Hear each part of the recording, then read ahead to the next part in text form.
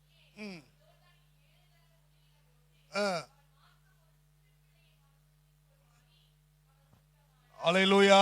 இரண்டாவது, இந்த நாகம்மனுடைய வாழ்க்கையில அந்த குஷ்டரோகம் வந்து அவனை விட்டு சுகமாச்சு. அல்லேலூயா.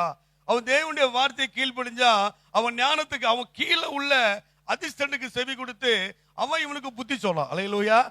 அவன் இவனுக்கு என்ன சொன்னான்? நம்ம ஆள்னா சரி பரவாயில்ல, இவன் எல்லாம் இன்னொரு ஆளுன்னு சொல்லிட்டு போயிடுவான். அல்லேலூயா. ஆனா அவன் சொல்றான், எந்த ஒரு வார்த்தையா இருந்தாலும் தேவனுடைய வார்த்தை கீழ்ப்படியும் போது அங்க அற்புதம் நடக்குது. அல்லேலூயா. அப்ப குறையில நிறைவாக்குற தேவன் அநேக வருஷமா உங்களுக்கு வியாதி இருக்கலாம், உன் பிள்ளைகளுடைய வாழ்க்கையில சரீரத்துல பலவீனம் இருக்கலாம், கட்டியா இருக்கலாம், காய்ச்சலா இருக்கலாம், எந்த ஒரு காரியமா இருந்தாலும் நீ கவலைப்படாத. அல்லேலூயா. குறையில நிறைவாக்குற சொன்ன தேவன் சமூகத்துல உன்னை கீழ்ப்படிந்து, ஆண்டவரே நீர் சொல்லுகிற வார்த்தைக்கு நான் கீழ்ப்படுகிறேன். 7 என்பது பரிபூர்ணத்தை குறிக்கிறது. எது குறிக்கிறது? பரிபூர்ணம். ஒரு விசுவாசியுடைய வாழ்க்கையில அவன் பரிபூர்ணப்படும் போது தேவன் அற்புதங்களை செய்கிறார். அப்ப தேவனுடைய வார்த்தைக்கு அவன் கீழ்ப்படியும் போது தேவன் அற்புதங்களை செய்கிறார். நம்ம பெருமைக்கு எழுத்து நின்றவங்களுக்கு தேவன் எழுத்து நிற்கிறார்.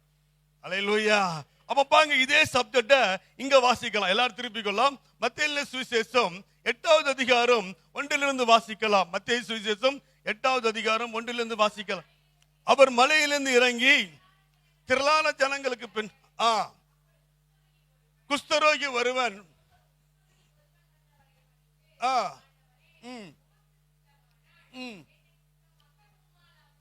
அவன் என்ன சொல்றான்? உம்மால் ஆகும்னு சொல்றான். அல்லேலூயா.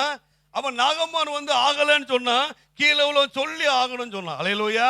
இன்னைக்கு உன் வாழ்க்கையில நீ எதெல்லாம் விட வேண்டுமோ அதெல்லாம் விடும் போது அற்புதம். அல்லேலூயா. எதெல்லாம் நீ வாழ்க்கையில மன்னிக்காம இருக்கிறியோ அதை மன்னிக்கும் போது தெய்வீக சுகம். அல்லேலூயா. எந்தெந்த வார்த்தைகளாம் நீ கீழ்ப்படியாம இருக்கையோ அந்தந்த வார்த்தைகளாம் கீழ்ப்படியும் போது அவசியம். ஒரு சமயத்துல நான் சங்கரங்கோயில ஒரு சபையில பேசி கொண்டிருக்கும் போது ஒரு அம்மா வந்தாங்க ஜெபம் பண்ணும்போது. அந்த அம்மா அந்நிய பாஷை பேசினாங்க. நான் ஒன்னும் வியாக்கியானம் பண்ணேன். உன்னுடைய வாழ்க்கையில ஒரு காரியத்தை பொருத்தனை பண்ணிருக்க, ஒரு காரியத்தை பொருத்தனை பண்ணிருக்க, அந்த பொருத்தனை நிறைவேற்றல ஆண்டவர் சொல்றாரு. என்ன சொல்ற அப்படின்னு கேட்டேன். அப்படின்னு சொல்லிட்டு அப்படி முடிச்சு. அப்ப அந்த போதகர்கிட்ட பேசிட்டு இருக்கும் போது அவர் சொன்னா, அம்மா ஐயா நான் பாதி தான் ஐயா பொருத்தனை நிறைவேற்றினேன். பாதி. அந்த அம்மாவுக்கு கேன்சர் வியாதி இருந்திருக்கு. என்ன வியாதி? என்ன வியாதி? கேன்சர். ஜெபம் பண்ணி விடுவிக்கும் போது இவ பொருத்தனைக்கு பள்ளி ஆண்டவர் ஜெபம் பண்ணும் போது கர்த்தர் விடுவிச்சிட்டார். கையில திறந்து ஆயில மையப்படுத்தும். ஆனா இவ பொருத்தனை நிறைவேற்றல. இவ பொருத்தனைய நிறைவேற்றல. பாதி கொடுத்து பாஸ்டரை ஏமாத்திட்டா. ஆனா ஆண்டவர் என்ன செய்ய முடியாது? சொல்லுங்க. அவ பேசின அந்நிய பாஷையிலே கர்த்தர் சொல்லிட்டா நீ சரியில்லைன்னு சொல்லிட்டார். அல்லேலூயா. அப்ப காரணம் என்ன? பொருத்தனைகளை நிறைவேற்றும் போது தேவன் அற்புதங்களை செய்கிறார். நீ ஏதோ ஒரு பொருத்தனை பண்ணிட்டு அதை பண்ணல, அவரு கிடைக்காரு, ஆண்டவர் அவரு மறந்துட்டார், ஏசப்பா ஏசப்பான்னு சொல்லிட்டு நீ மறந்துட்டேன்னு வச்சுக்கோ. உன்னுடைய வாழ்க்கையில சுகம் இருக்காத காரணம் வந்து அந்த பொருத்தனை தடையா இருக்கலாம். நீதிமொழியில வாசிக்கிறோம், எடுத்தவங்க வாசிக்கலாம். பொருத்தனை பண்ணி கொண்ட பின்பு அதை செலுத்தாமல் போனா அது என்னது? பாவம். அப்ப நம்முடைய வாழ்க்கையில அந்த 7 காரியங்கள்ல ஒரு காரியம் இதுவா இருக்கலாம். அல்லேலூயா. உன் வாழ்க்கையை பொருத்தனை பண்ணிட்டு ஆண்டவரே செய்யறேன்னு சொல்லிட்டு அந்த பொருத்தனை அரைவரையா நிப்பாட்டுனா உன் வாழ்க்கையில தடையா இருக்கதை நான் ஆவியில அபிஷேகத்திலே அநேகரை நான் வாசி வச்ச நம்பர் சொல்லு. 5 நாள் எல்லாம் எடுத்துருங்க. நீ யாரு பொருத்தனை பண்றோம்? நம்ம நேரத்தில் அநேக பலவீன நேரத்தில் தேவனுக்கு பொருத்தனை பண்றோம் இல்லையா? ஆண்டவரே இந்த காரியத்தை நீ செய்வாரானால் எனக்கு அற்புதம் நடக்கும், இந்த காரியத்தை நீ செஞ்சாலானால் நான் அற்புதங்கள் நடக்கும்.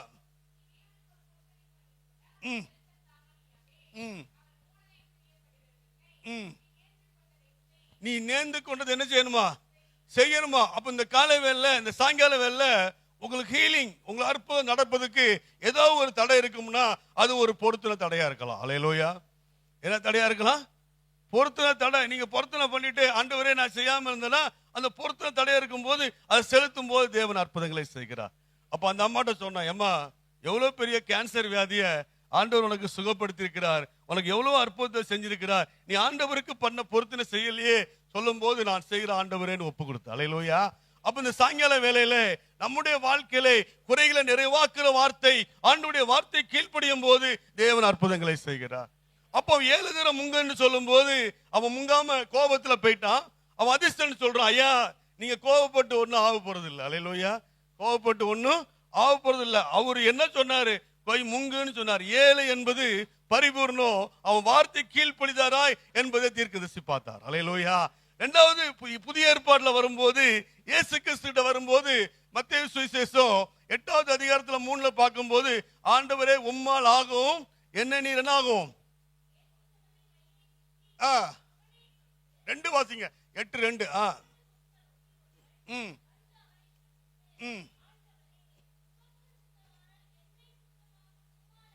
அவன் என்ன பண்ணா? உம்மால் ஆகும் என்பதை விசுவாசித்தான். கைகளை தட்டி ஆண்டவரை மகிமைப்படுத்துங்க.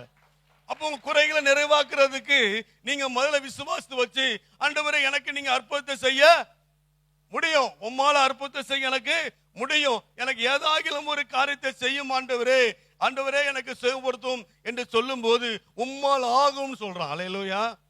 என்ன சொல்றான்? உம்மால் ஆகும். அவன் சொன்னா ஆகல, அவன் கோவப்பட்டான். ஆனா இவன் சொல்றான் உம்மால ஆகும், எனக்கு ஆகும் ஆண்டவரே, எனக்கு நீ ஏதாகிலும் காரியத்தை செய்யும் போது, அந்த குஷ்டரோகத்தோடு அவன் கஷ்டமா இருக்கும் போது தேவன் 4 வாசிக்கலாம். இயேசு அவனை நோக்கி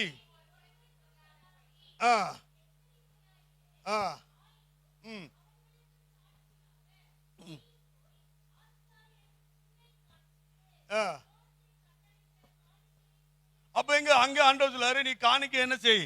செலுத்து. அப்ப அங்க ஒரு ஆண்டவர் ஒரு காரியத்தை அவனை பார்த்து பேசுறார். அப்ப நம்முடைய வாழ்க்கையிலே நீங்கள் ஆண்டவருடைய வார்த்தைக்கு கீழ்ப்படியும் போது, ஆண்டவருடைய காரியத்துல செய்யும் போது தேவன் உங்களுக்கு அற்புதங்களை செய்கிறார்.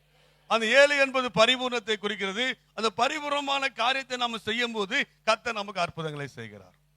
அல்லேலூயா. அப்ப பாருங்க, வார்த்தை அவன் கீழ்ப்படியல, இவன் வார்த்தை கீழ்ப்படிஞ்சா அங்க ஹீலிங் ஆயிட்டு. அல்லேலூயா. இதே இன்னொன்னு வாசிக்கலாம். மார்க் எழுதின சுவிசேஷம் 6வது அதிகாரம் 5-4 வாசிக்கலாம். மார்க் 6. இயேசு அவர்களை நோக்கி, தீர்க்கதரிசி ஒருவன்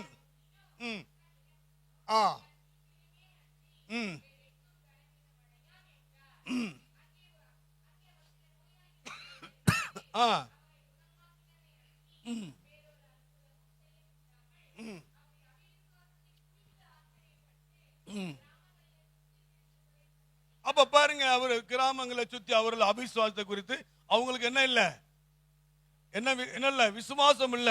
அவங்களுக்கு விசுவாசம் இல்லாதனால அங்க அற்புதத்தை செய்ய முடியல. அல்லேலூயா. அப்ப விசுவாசம் நமக்குள்ள வரும்போது அந்த குறைவை கர்த்தர் நிறைவாக்குறார். அல்லேலூயா. இரண்டாவது பாத்தீங்கன்னா, இந்த இதுல 7 பாயிண்ட் இருக்கு. 7 என்பது பரிபூர்ணத்தை குறிக்குது. இந்த பரிபூர்ணத்துல 2-3 காரியத்தை உங்களுக்கு சொல்லி இருக்கிறேன். பாஸ்டர் நிறைய தினம் பேசியிருப்பாங்க. பொருத்தனைகளை செலுத்து. 2வது விசுவாசமாய் ஜெபி. 3வது கசப்பு தூக்கி தூரப்போடு. என்ன சொல்லுங்க. அப்ப இன்னைக்கு நிறைய வியாதிக்கு என்ன காரணமா இருக்கு? கசப்பு காரணமா இருக்குது. மத்தேயு சுவிசேஷம் 3வது அதிகாரம் 17வது வசனத்தை வாசிக்கலாம். மத்தேயு 3:17. என்னது? வானத்திலிருந்து ஒரு சத்தம் உண்டாயி, இவர் என்னுடைய நேசகுமாரன், இவரில் பிரியமா இருக்கிறேன். அல்லேலூயா. இவர் என்னுடைய நேசகுமாரன், இவரில் நான் எப்படி இருக்கிறேன்? பிரியமா இருக்கேன். லூக்கால வாசிக்கும் போது புறாவானவர் பரிசுத்த ஆவியானவராய் இறங்குகிறார். அல்லேலூயா. ஏன் புறாவானவர் இறங்குறார்னா, புறாக்கு பித்தப்பை கிடையாது. அல்லேலூயா. புறாக்கு என்ன கிடையாது? சொல்லுங்க. என்ன கிடையாது? பித்தப்பை கிடையாது. அதனாலதான் புறாக்களை போல கபடற்றவர்களாயிருங்கள். ஒரு சின்ன பிள்ளை அடிச்சா சின்ன பிள்ளை நம்மகிட்ட வந்துடும். 2 வயசு வரை வரும். அதுக்கு மேல என்ன செய்யாது? வராது. ஏன்னா அதுக்கு தெரிஞ்சிடும். ஆனா இன்னைக்கு ஆண்டவர் சொல்றாரு, நமக்குள்ளே கசப்பு இருந்தா நம்முடைய வியாதி சுகமாகாது. அல்லேலூயா. நமக்குள்ள கசப்பு இருக்கவே கூடாது. அந்த 7 காரணத்திலே இதுவும் ஒரு காரணமா இருக்கிறது. அப்ப இன்னைக்கு நம்ம கசப்போடு இருந்தா நமக்கு ஹீலிங் என்ன செய்யாது? ஆகாது. அப்போ பரிபூர்ணம் அடைவதற்கு நம்ம ஆண்டவர் சமூகத்தில் ஜெபிக்கும் போது ஆண்டவர் நம்மை ஹீல் பண்ணுகிறார். அல்லேலூயா. அது எவ்வளவு பெரிய வியாதியா இருந்தாலும் சரி, அது எவ்வளவு பெரிய காரியமா இருந்தாலும் சரி, ஆண்டவரே என்னை சுகமாக்கும் என்று சொல்லும் போது அவர் சுகப்படுத்துகிறார். அது விசுவாசித்து ஜெபிக்கும் போது தேவன் அற்புதங்களை செய்கிறார். ஆண்டவரே உம்மால முடியும், உம்மால செய்ய முடியும், எனக்கு அற்புதத்தை செய்ய ஆண்டவரே, எனக்கு அதிசயத்தை செய்யும் ஆண்டவரே என்று சொல்லி குஷ்டரோகன் ஆண்டவரை பார்த்து சொல்லி, ஆண்டவரே உம்மால் ஆகும் என்பதை அவன் விசுவாசித்தான். அல்லேலூயா. இயேசு அவனுக்கு அற்புதங்களை செய்தார். இந்த சாயங்கால வேளையிலே ஆண்டவரை உம்மாலே ஆகும் என்று சொல்லும் போது நம்முடைய குறைகளை அவர் நிறைவாக்குறார். எந்த சரீரத்தில் எந்த வியாதியா இருக்கலாம், எந்த பெரிய காரணமா இருக்கலாம், ஆண்டவர் சமூகத்தில் சொல்லி, ஆண்டவரே என்னிடத்துல காணப்படுற குறை என்னப்பா, எல்லா குறையும் நான் சரிப்படுத்துறேன், எனக்கு நீங்க ஒரு அற்புதத்தை செய்யுங்க ஆண்டவரேன்னு சொல்லும் போது தேவன் அற்புதத்தை செய்கிறார். இரண்டாவது, உங்க சரீரத்தில் காணப்படுற பலவீனம் என்ற குறையிலிருந்து கர்த்தர் மாற்றுகிறார். மூன்றாவதாக ஆண்டவர் என்ன பண்ணுகிறார்? 1 ராஜாக்கள் புஸ்தகம் 17வது அதிகாரம் 13வது 12வது வசனத்திலிருந்து வாசிக்கலாம். 1 ராஜாக்கள் ம் ம் ம் ம் ம் ம் ம் ம் ம் ம் ம் ம் ம் ம்.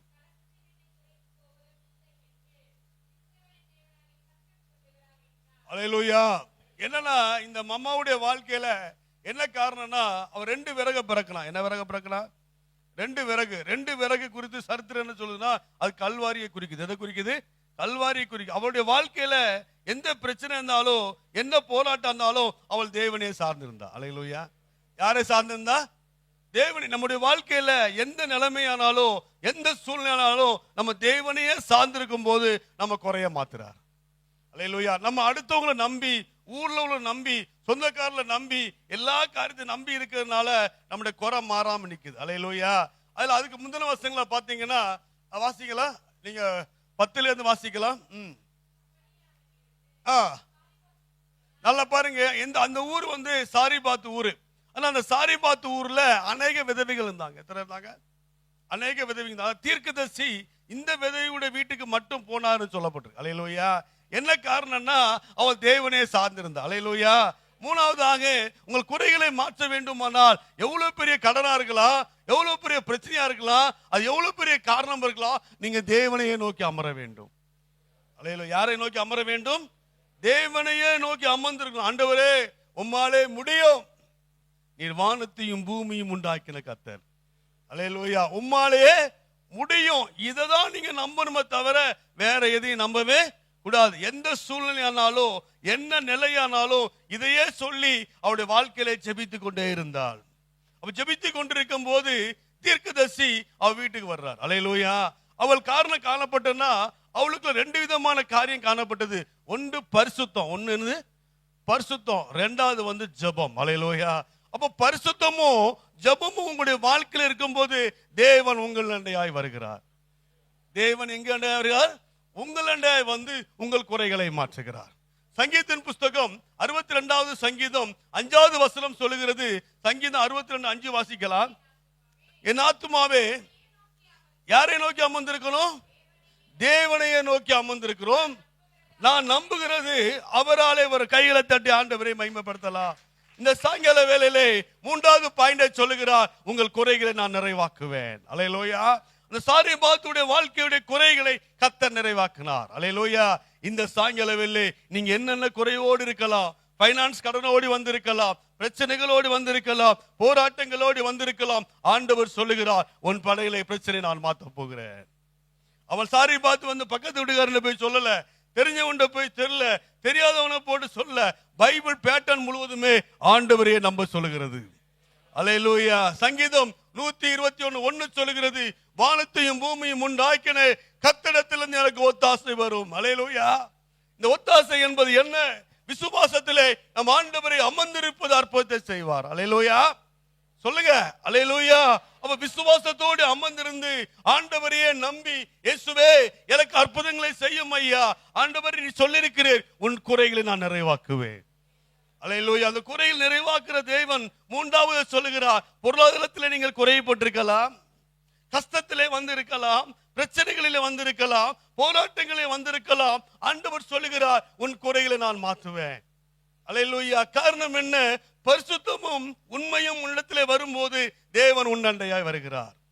அல்லேலூயா. நீங்க பரிசுத்தமும் உண்மையுமா ஜெபித்து பாருங்க, உன் கடன் பிரச்சனை மாறுது, உன் வாழ்க்கையில உள்ள பிரச்சனைகள் மாறுது, உன் குடும்பத்துடைய சூழ்நிலை மாறுது. ஆண்டவரையே நோக்கி அமர்ந்து. யார் அமர்ந்திருக்கணும்?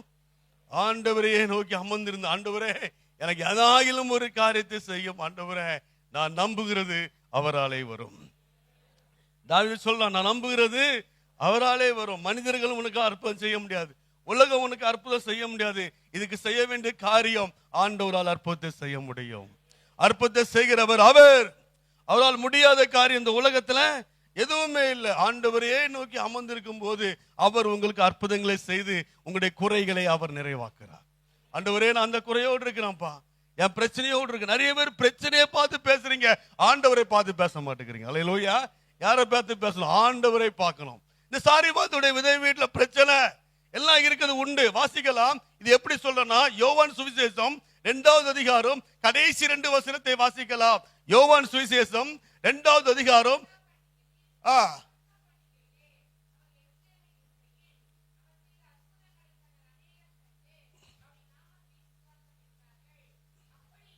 அப்படி இருந்தும்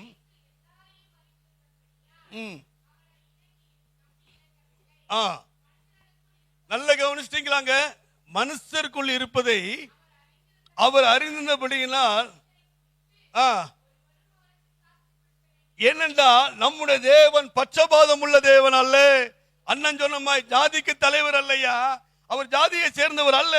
உலகத்தின் பாவத்தை சுமந்த அவர் தேவாட்டுக்குட்டியா இருக்கிறார். அல்லேலூயா, அல்லேலூயா. ஒரு ஜாதிக்கு உள்ளவர் அல்ல. இயேசு கிறிஸ்துவின் இரத்தத்தினாலே கழுவப்பட்ட எல்லோருக்கும் அவர் தகப்பனாக இருக்கிறார். அல்லேலூயா. அவர் நம்முடைய பிதாவாக இருக்கிறார். அவரே நமக்கு நல்ல மேய்ப்பராக இருக்கிறார். அவரே நமக்கு அறிந்திருக்கிறார். உன் இதயத்துல என்ன கவலை, உனக்கு என்ன பிரச்சனை, உனக்கு என்ன போராட்டம், உனக்கு எவ்வளவு பெரிய காரியம், எல்லாத்தையும் ஆண்டவர் அறிந்திருக்கிறார். ஏன்னா இதயத்தில் உள்ளவர்களை அறிந்தவர் ஒரே ஒருவர், நம் ஆண்டவராக இயேசு கிறிஸ்து. அல்லேலூயா. பவுல் சொல்லுகிறார், அவர் என்ன சுத்த இருதயம். பவுல் சொல்லுகிறார், அவர் ஆண்டவரே சொல்றார், என்ன பவுல் என்ன சொல்றாரு? அவர் பட்சபாதம் உள்ள தேவன் அல்ல. அவர் பட்சபாதம் உள்ள தேவன் அல்ல. அப்போ பட்சபாதம்னா இவன் வேணும், இவன் வேண்டாம், இவன் வேணும், இவன் வேண்டான்னு சொல்ற தேவன் அல்ல. நம்ம நினைக்கிறோம் அவர் இப்படி நினைக்காரு, அப்படி இல்லவே இல்லை. அல்லேலூயா. அவரிடத்துல 2 காரியங்கள் இருக்கும் போது தேவன் உங்கள் அண்டையாய் வருகிறார். ஒன்று பரிசுத்தம், இன்னொன்று சொல்லுங்க ஜெபம். ஒன்று பரிசுத்தம், இன்னொன்று ஜெபம். இந்த 2 உனக்கு இருக்கா? சொல்லு. உன் குறைகளை மாற்றுகிறவர் இன்றைக்கு வருகிறார். அல்லேலூயா. உன்னோடு பேசி கொண்டிருக்கிறார். பரிசுத்தமா இருந்து, ஆண்டவரே எனக்கு ஏதாயிலும் ஒரு காரியத்தை செய்யும் ஆண்டவரே, என் பிள்ளையோட எதிர்காலம், என் குடும்பத்துடைய எதிர்காலம், என் பிரச்சனை எல்லாவற்றையும் நீ மாற்றும் ஆண்டவரே என்று சொல்லும் போது அவர் பிரச்சனைகளை மாற்றுகிறார்.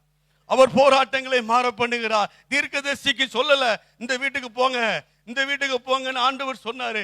ஆண்டவர் சொன்னார். அல்லேலூயா. எல்லா வீட்டுக்கும் அவர் போல, அவ வீட்டுக்கு போனாரு. இதே பேட்டர்ன் தான் ஜீசஸும் பண்ணார். அல்லேலூயா. எலியாக்குள் தேவன் இருந்தார். அல்லேலூயா. இன்னைக்கு உங்களுக்குள்ளும் எனக்குள்ளும் தேவன் இருக்குமானால், நம் ஆண்டவரை அமர்ந்திருக்கும் போது அவர் நமக்கு நல்லவராக இருக்கிறார். அல்லேலூயா. உங்களுடைய வாழ்க்கையில் எவ்வளவு பிரச்சனைகள் இருக்கலாம், எவ்வளவு போராட்டங்கள் இருக்கலாம், நீ எங்கேயும் போக வேண்டிய அவசியம் இல்லை. சர்ச் 24 hours திறந்திருக்கு. அல்லேலூயா. எவ்வளவு நேரம் திறந்திருக்கு? 24 hours திறந்திருக்கு. நீ காலையில 8 மணிக்கு சமையலை முடிச்சுட்டு, ஆண்டவரே எனக்கு எல்லாம் முடியும், ஆண்டவரே உமால முடியும்னு சொல்லிருக்கீங்கப்பா, நீங்க என் வாழ்க்கையை மாத்துங்கன்னு வந்து 9 மணிக்கு முட்டி போட்டு ஒரு 4 மணி வரை, ஒரு 3 மணி வரை நீ அமர்ந்து பார். அல்லேலூயா. எத்தனை மணி வரை? 3 மணி வரை ஒரு அமர்ந்து பார். 9, 3, 10, 12, 1, 2, 3, ஒரு 7 மணி நேரம் அமர்ந்து தேவ சமூகத்தில் நீங்கள் கழித்து பாருங்கள். உங்கள் பிரச்சனை மாறும், உங்கள் போராட்டம் மாறும், உங்களுடைய சூழ்நிலை மாறும். அதை விட்டுட்டு சிஸ்டர் எனக்கு கவலை அப்படின்னு ஐக்கியப்படுறது தப்பு கிடையாது, குறை சொல்றதுதான் தப்பு. அல்லேலூயா.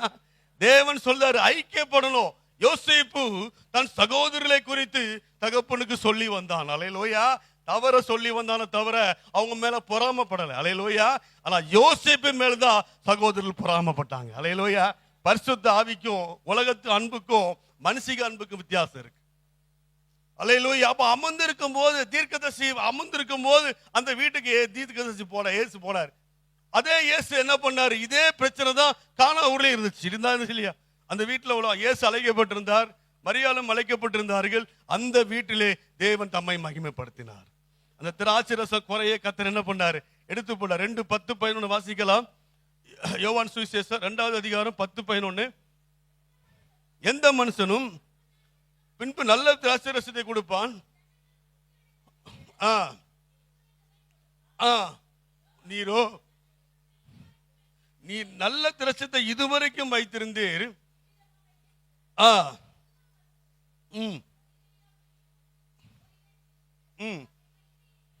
அப்ப தம்முடைய மகிமை எங்க வெளிப்படுத்தினார்? கலியவில்லை கானா ஊர்ல தம்முடைய மகிமை வெளிப்படுத்தினார். என்ன வெளிப்படுத்தினாரு? அங்க போவோம், ஆண்டவர் நமக்கு அற்புதங்களை செய்வார். அப்படி இயேசு எந்த இடத்துல வர்றாரோ அந்த இடத்துல அற்புதம்.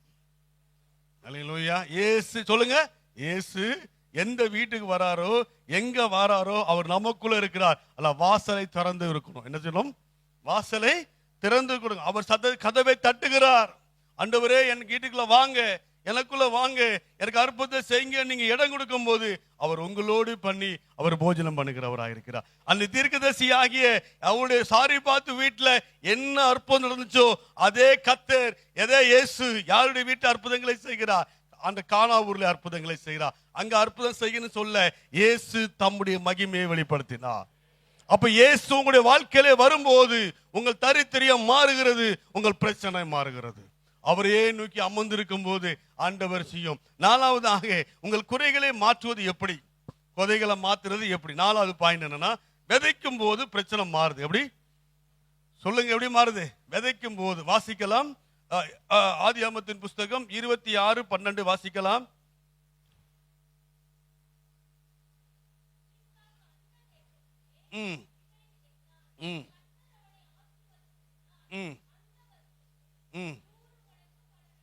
அப்போ அந்த வருஷத்திலே என்ன பயன் அடைஞ்சான்? 100 மடங்கு பலன் அடைஞ்சான். அப்ப கர்த்தருக்கு கொடுக்கும் போது கர்த்தர் நம்மளை ஆசீர்வதிக்கிறார். உபாகமம் 28:8 வாசிக்கலாம். உபாகமம் 28:8. கர்த்தர் உன் களஞ்சியங்களிலும்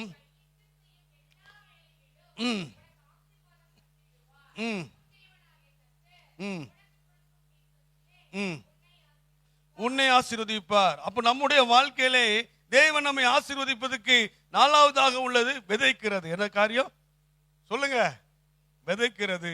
அந்த விதைப்பு என்பது ரொம்ப அவசியம். அல்லேலூயா. ஒரு செடி வளரணும்னா, ஒரு மரம் வளரணும்னா ஃபர்ஸ்ட் நினைச்சுவாங்க, ஒரு பீன்ஸ் செடி வளரணும்னா ஃபர்ஸ்ட் விதைய விதைப்பாங்க. விதைய விதைச்சு தண்ணி ஊத்தி எல்லாம் பண்ணும்போது அது செடியா வந்து நிறைய நேரத்தில் காய் கொடுக்கும். அதே போல உன்னுடைய வாழ்க்கையிலே வாசிக்கலாம். 1 சாமுவேல் 9வது அதிகாரம் 6வது வசனத்திலிருந்து வாசிக்கலாம். 1 சாமுவேல். அதற்கு அவன், இந்த பட்டணத்திலே தேவனுடைய மனுஷர் ஒருவர் இருக்கிறார், அவர் பெரியவர், அவர் கொள்ளுகிறதெல்லாம் தப்பாம நடக்கும், அங்கே போவோம், ஒருவேளை நாம போக வேண்டிய பாதைகளை சவுல் தன் வேலைக்காரனை நோக்கி, அப்ப பாருங்க, இவனுக்கு என்ன கொண்டு போறதுக்கு என்ன இல்ல? சொல்லுங்க, இவனுக்கு கொண்டு போறதுக்கு என்ன இல்ல? ஒண்ணும் இல்ல. ஆனாலும் அப்போ அவன் சொல்றான் பாருங்க,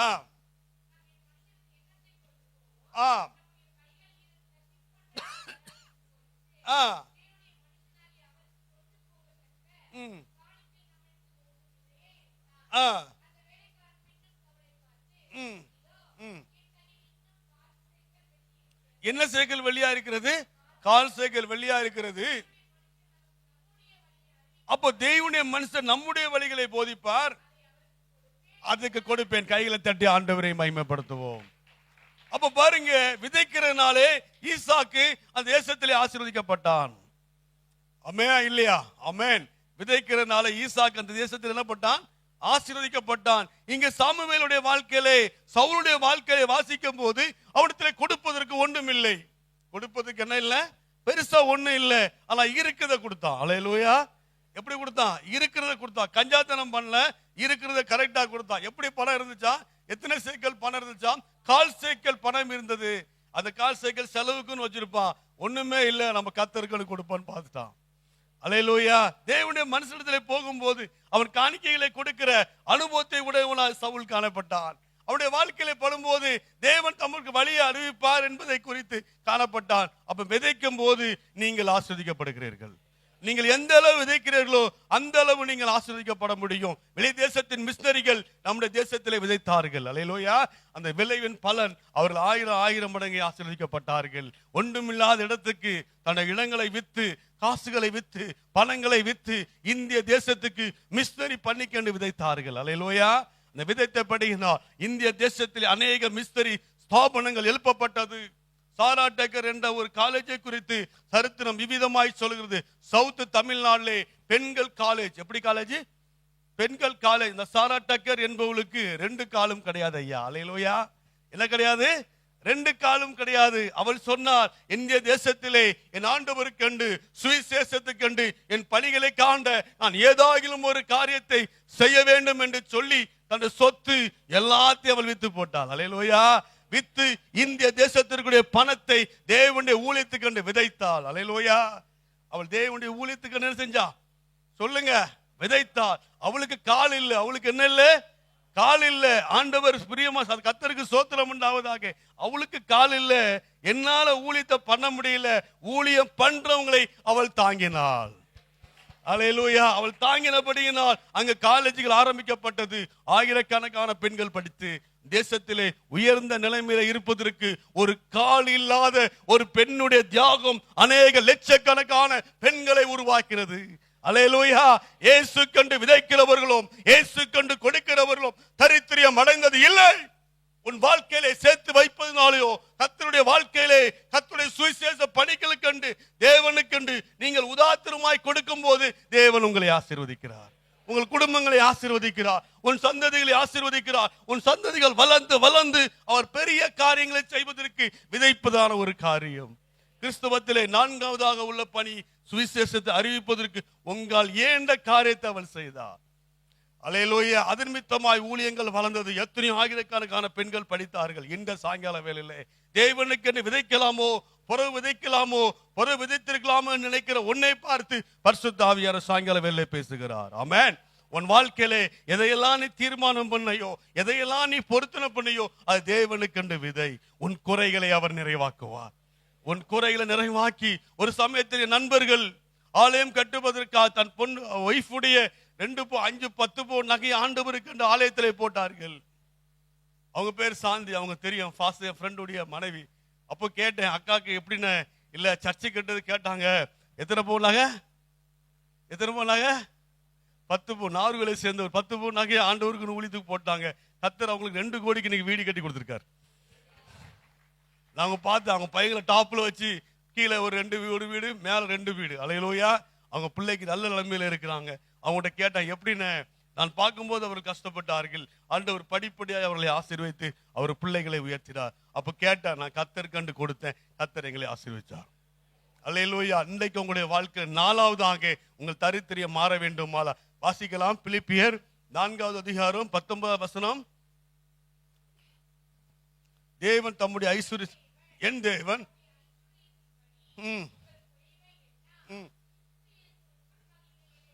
அப்போ நிறைவாக்குவார். ஃபர்ஸ்ட் என்னத்தை கொடுக்கிறார் ஆண்டவர்? ஞானத்தை நமக்கு கொடுக்கிறார். 2வது என்ன கொடுக்கிறார் சொல்லுங்க? பலவீன இடத்துல. 3வது பொருளாதாரத்தில். 4வது என்ன செய்தார்? சுவிசேஷத்துக்கு விதைக்கும் போது தேவன் ஆசீர்வதிக்க. எல்லாரும் முழங்கால் போடலாம். எல்லாம் முழங்கால் போட்டு, ஆண்டவரே வாழ்க்கையிலே நாங்கள் 4 செய்திகளை கேட்டோம். ஆண்டவரே 4 வார்த்தைகளை நாங்கள் கேட்டோம் ஐயா. ஆண்டவரே எங்கள் குறைகளோடு நீங்கள் வந்திருக்கலாம்.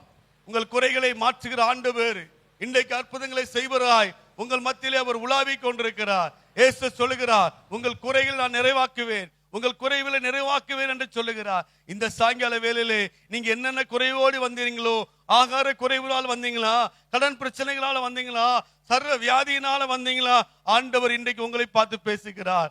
ஆண்டவரே உங்களுடைய பிள்ளைகள் வருங்காலத்தை குறித்து நீங்கள் கவலைகளோடு வந்தீங்களோ, ஆண்டவரத்தில் ஒப்பு கொடுப்போம். எல்லாரும் ஒப்பு கொடுத்து ஜெபம் பண்ணுவோம். இயேசுவே இயேசுவே என் வாழ்க்கை உம்மிடத்துல ஒப்பு கொடுக்கிறேன். இதுவரைக்கும் நீ ஒப்பு கொடுக்காம இருக்கலாம். இதுவரைக்கும் வாழ்க்கையில் ஏதாகிலும் ஒரு காரியத்தை செய்யாமல் இருக்கலாம். ஆண்டவரத்துல சொல்லு, இயேசுவே என்னை உம்முடைய கருத்துல ஒப்பு கொடுக்கிறேன்ப்பா. என்னுடைய கருத்துல என்னை ஒப்பு கொடுக்கிறேன் ஐயா. என் குறைகளை மாத்துங்கப்பா. என் குறைகளை மாத்துங்க ஆண்டவரே. என் குறைகளை மாத்துங்க ஆண்டவரே. என் குறைகள் எல்லாவற்றையும் மாத்துங்கப்பா. எனக்கு ஏதாகிலும் ஒரு காரியத்தை செய்யும் ஆண்டவரே. ஏதாகிலும் ஒரு காரியத்தை செய்யும் ஐயா. ஆண்டவரே கேளுங்க, ஆண்டவரே எனக்கு ஒரு ஞானத்தின் ஆவியை ஊத்துங்கப்பா. என் குடும்பத்தை எப்படி நடத்தணும், என் வாழ்க்கை எப்படி நடத்தணும், நான் ஏமாந்துடக்கூடாது. அநேக நாள் ஏமாந்து கொள்ளது ஆண்டவரே. எனக்கு ஞானத்தின் ஆவியை ஊத்துங்கப்பா. என் பிள்ளைகளுக்கு ஊத்துங்கப்பா.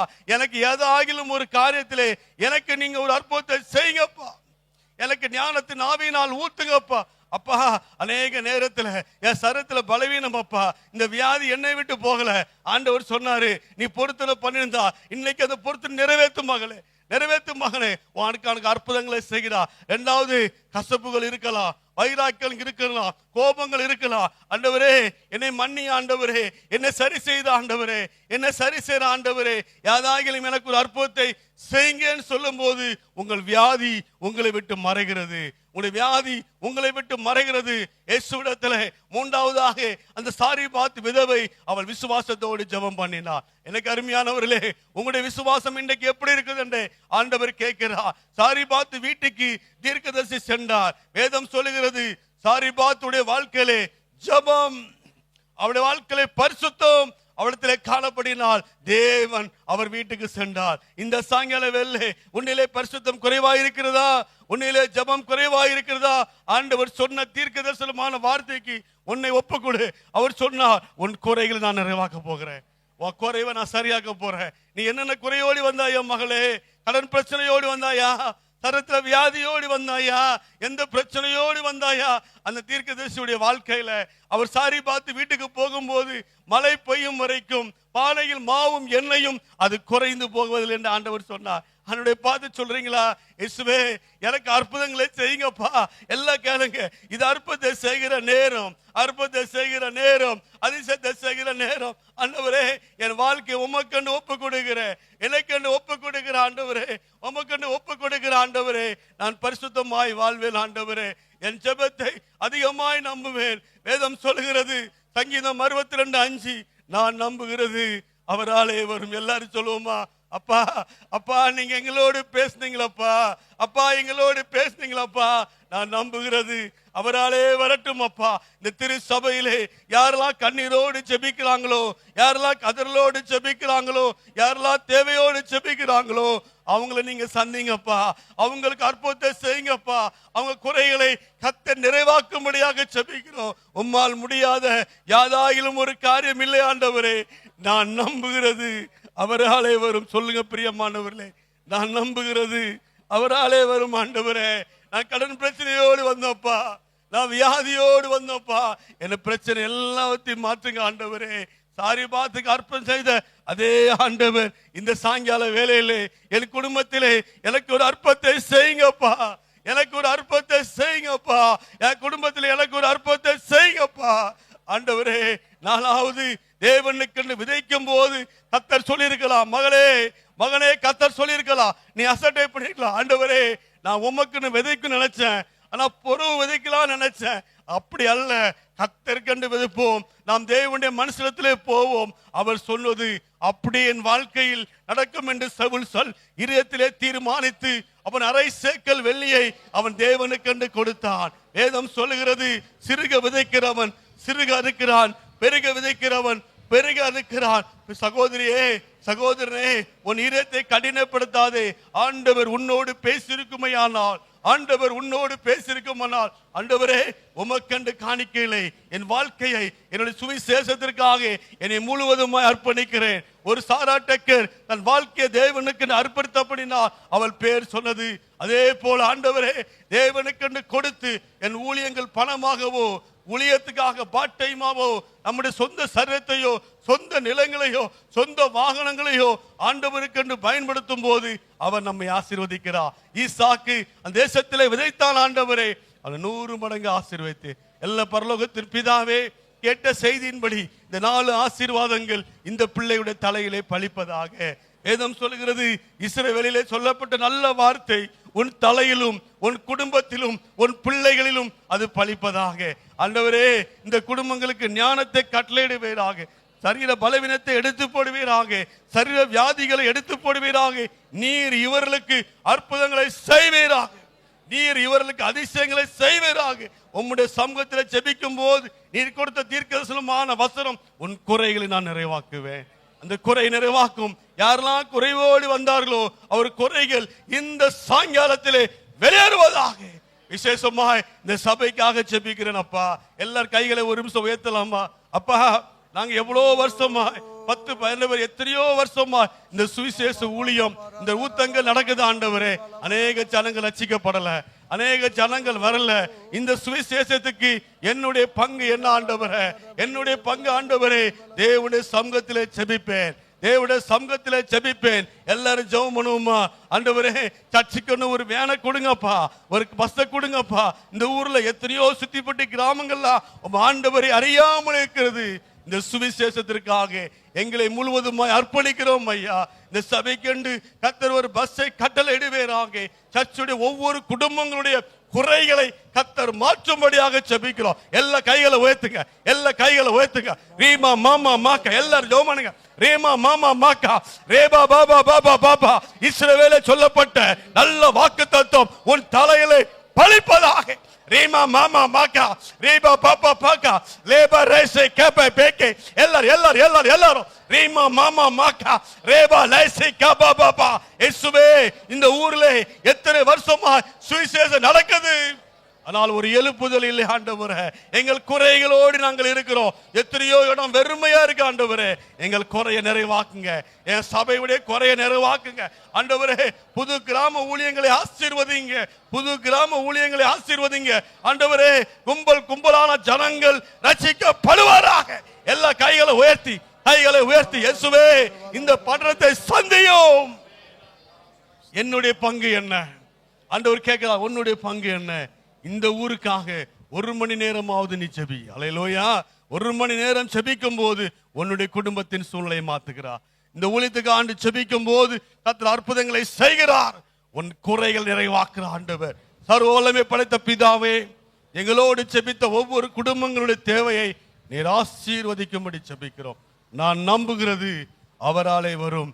இந்த வாக்குத்தத்தம் சபையிலே பலிப்பதாக. சபைக்கு நல்ல ஒரு பஸ்ஸை கொடும்.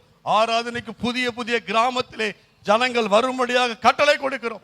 எல்லா குறைகளை நிறைவாக்கும். விசேஷமாக போதகருடைய குடும்பத்தை ஆசீர்வதியும். மகள் ஆண்டவரே, பயில் பிள்ளைகளுடைய படிப்பை ஆசீர்வதியும். மனைவிக்கு நல்ல ஆரோக்கியத்தையும் பலத்தையும் கொடும். இவர்கள் பிரயாணங்கள் போக்குவரத்திலே கர்த்தருடைய கரம் பாதுகாக்கும்படியாக ஜெபிக்கிறோம். உங்கள் குறைகளை நிறைவாக்குவேன் சொன்னேன். இந்த சபையிலே வந்த ஒவ்வொரு குடும்பங்களுடைய குறைகள் இந்த சாயங்காலத்திலே மாறுவதாக. எல்லா கடன் பிரச்சனையும் மாறட்டும். தரத்திலே காணப்படுற வியாதிகள் மாறட்டும். தரத்திலே காண தரித்திரியங்கள் மாறட்டும். ஞானத்தினால் நிரப்புவீராக. சுகம், பலன், ஆரோக்கியத்தை இயேசு கிறிஸ்துவின் வல்லமை நாமத்திலே இந்த வந்திருக்க ஒவ்வொரு பிள்ளைகளுடைய வாழ்க்கையில கட்டளையிடுகிறோம். நடந்த சபை ஆசீர்வதி பெரிய காரியங்களை செய்யும். இயேசுவின் வல்லமை நாமத்தில் ஜெபிக்கிறோம் பிதாவே.